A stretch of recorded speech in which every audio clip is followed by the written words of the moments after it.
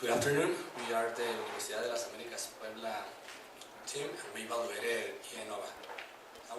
We issued a buy recommendation on Infraestructura Energética Nova with a target price of 96.92 Mexican pesos to December 2016, which represents a positive change of 38.06% of the actual price of the share of 70.2 Mexican pesos. This company develops, constructs, and operates large energy infrastructure projects around the country. IEnova has two main business segments, gas segment and the electricity segment. Our target price was calculated in United States dollars with two valuation methods, discounted cash flow to the firm and multiples valuation. Our exchange rate was the future of the dollar to December 2016.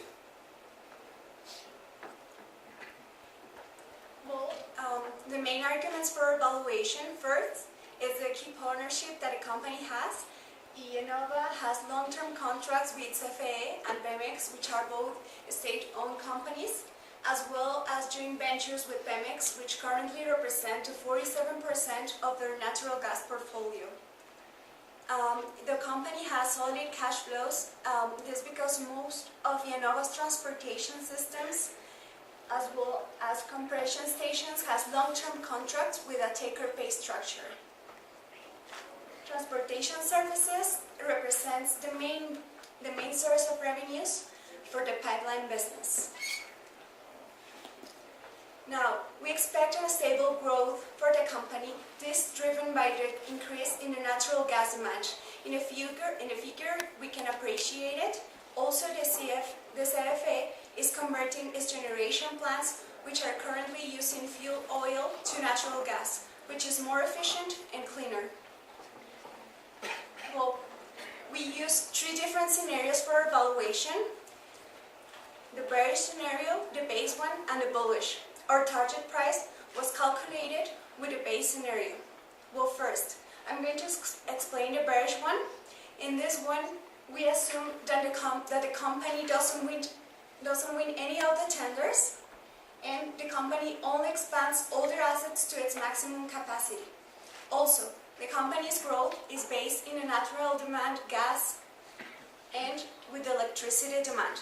In our basis scenario, apart from the growth that we have described in the bearish one, we assume that IEnova wins 16% of the tenders that are offered in the period from 2015 to 2018.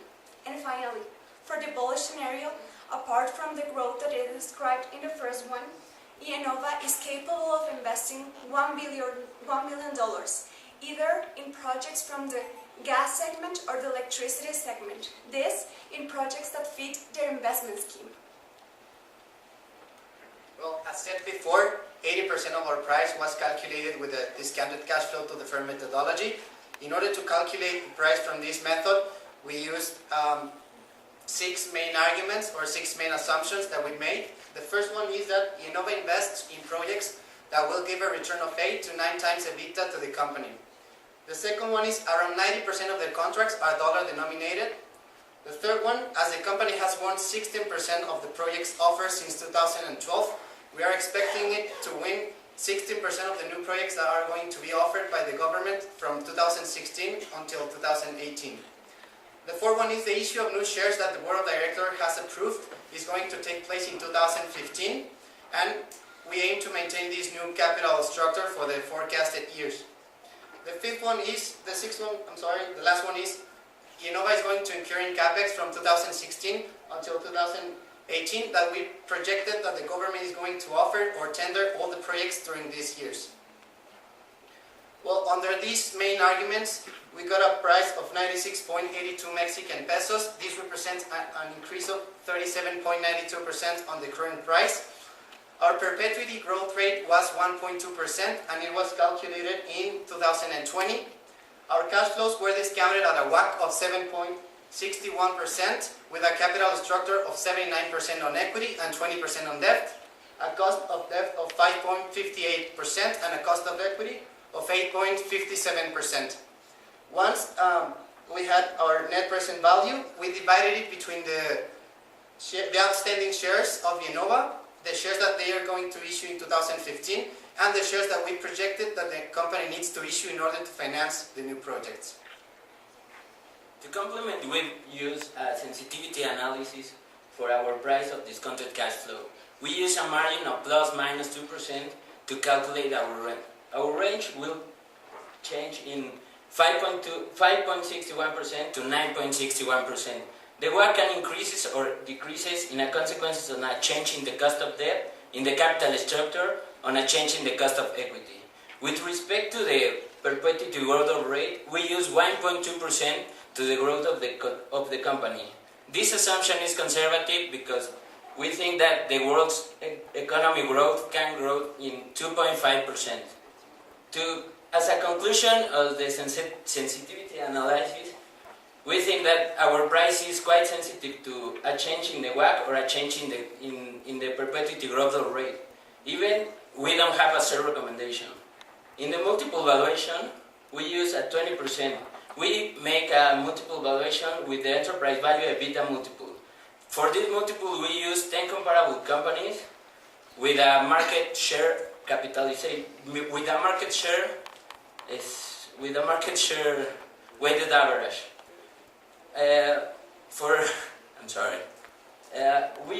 We think we use this 20% and 80% of our discounted cash flow to calculate a price of 96.92 Mexican pesos for Innova.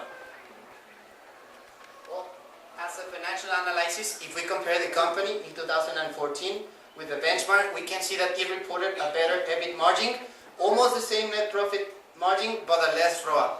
Because Innova has low levels of leverage, it reported a worse ROE than the benchmark. For the forecasted years, based on a DuPont analysis, we're expecting the return on assets of Innova to increase. This driven by the fact that the company is going to be capable of exploiting all their pipelines to its 100% capability, creating more efficiency in the use of assets, therefore creating an increase in the net profit margin. For the return on equity, we expect it to grow at the same rate of the return on assets, but remain discreet due to the fact that we aim to maintain low levels of leverage to Innova. Even though this decreases the rate of return on equity, it gives the company flexibility in order to finance projects in other services, in other projects. Well, in overall, profitability ratios for the company are and will be stable due to the fact that Innova has a strict investment scheme and a strict capital structure. Well, to conclude our evaluation, we identified some risks for the enterprise, and we made a risk matrix to assess the impact on the livelihood of the identified risks. And we found these three risks as the most important for the company, that I'm going to explain. The government risk. Due to the elasticity in the demand of the natural gas, which is an utility, this industry is highly regulated, and the firm has to maintain permissions and licenses in order to operate. Furthermore, the prices and earnings of the company are tied to these regulations. The second one is tenders competition risk. Due to the energy growth sector, other companies are competing to get the tenders of the new projects. It is possible that Innova doesn't get all of the tenders that they are willing to win. And the third one, and last, is the consumer's risk. Most of the contracts that Innova has are with large consumers that represents a major part of its earnings. And if for any reason the contracts finish, the company will face adverse situations. To conclusion, we issue a bad recommendation. Thank you for your attention.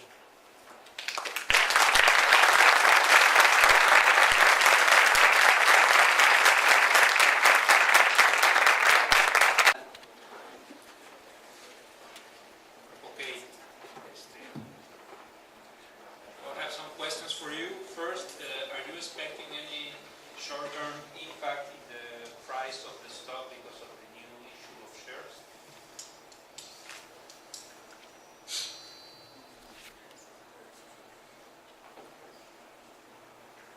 Well, yeah, the impact of the Gasoductos de Chihuahua pipeline and the new issue of shares, we can see the impact on the various scenario as we just evaluated with the new issue of shares and the growth of the gas demand of 3.7% yearly for the next years. So we basically can see the dilution effect. We expect it to be lower than the impact that the acquisition is going to have in the price of the share of Innova.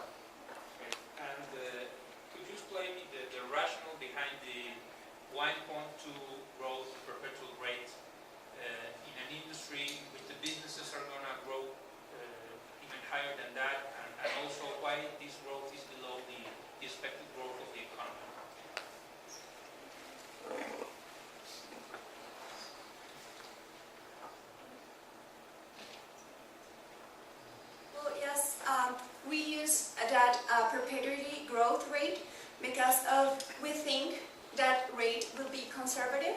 This due to the fact that Innova is a Mexican company, so we compare an index, a Latin American index. We saw that that this index behaved a lot like the Innova stock. So we consider that Latin America growth would be more would be more accurate than the world rate. This way, we're being conservative and we're somehow protecting evaluation from other kinds of changes. So using this growth of rate that we know it's very conservative, we still have a buy recommendation. So I think that supports our valuation.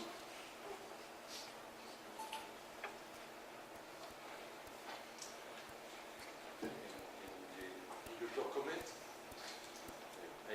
page, you explain how could you raise the cost of capital of 8.57%. Could you explain us what elements are involved in this figure? I saw in the report that these elements are calculated by Damodaran. Could you explain us?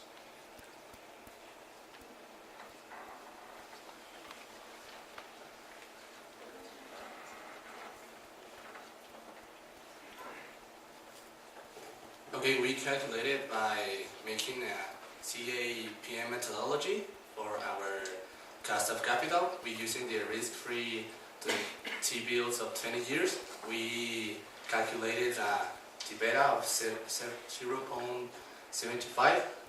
Our market premium,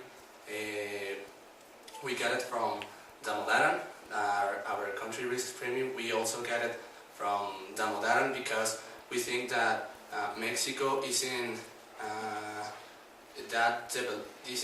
developed country, and we think that this industry is just growing. It's in the growing stage, and that's why we get a country market premium, because we make we use the market premium of United States, and we added this country premium to the risk-free, and we get the value of the debt from the Innova financial statements, our interest expense, and our cost of expense was a weighted average cost of debt, and our tax rate is the Mexican, giving us a WACC of 7.61%. Do you make the projections in pesos or in dollars?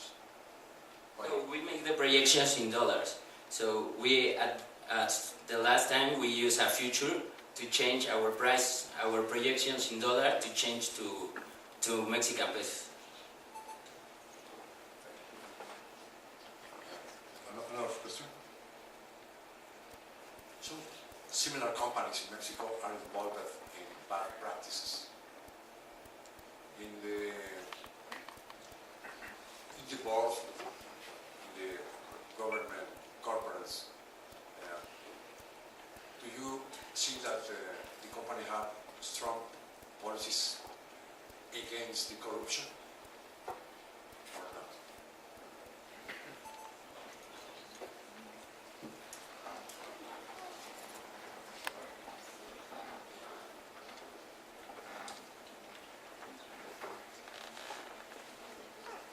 Well, we think that his CEO is experienced in the sector of winning tenders and have experience in all the industry that have to compete to tenders.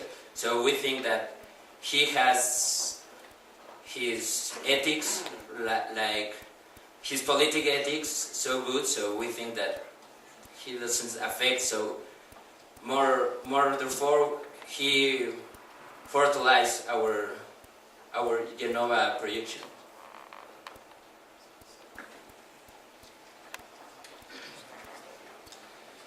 Okay, team.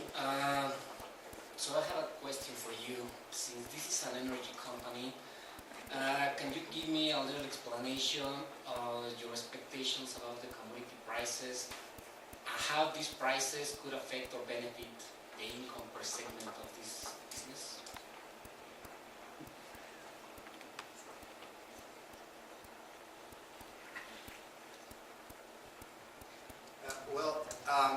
As our valuation only takes into account the projects in pipelines in the transportation segment of Innova, it doesn't affect directly to our valuation the prices of the commodities, because in this segment we are assuming a take-or-pay structure. Use it and pay. You transport and the costs. The customers pay the costs. So directly it doesn't affect to our company in the pipeline segment, that is the segment in which we focused. In the in the electricity segment and the other kinds of business in the gas segment, it could affect it. We are expecting, well, it's kind of speculative to say the prices of the gas, we think, but I think, well, it's kind of hard to say, but we made a thinking that the prices are going down because of the reserves in the United States, and it's kind of complicated issue or a complicated theme to argue here, but directly to our variation, it doesn't affect our recommendation.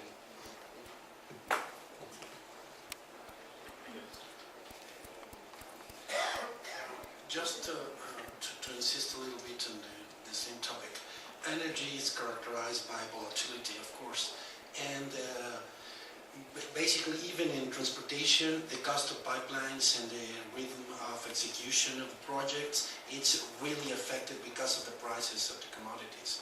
So it is important to take into account when you are doing this kind of models. So do you have any mode or any technique that it's useful to include or take into account volatility or different prices scenarios or different rhythms of executions, etc. in your valuation? Because it looks pretty standard, and I can see where the volatility is. And for an energy industry, even for Gasoductos de Chihuahua, when I was Chief Investment Officer of Pemex, it was really relevant for Gasoductos de Chihuahua. So do you have any technique to include, or how do you include volatility in your valuation?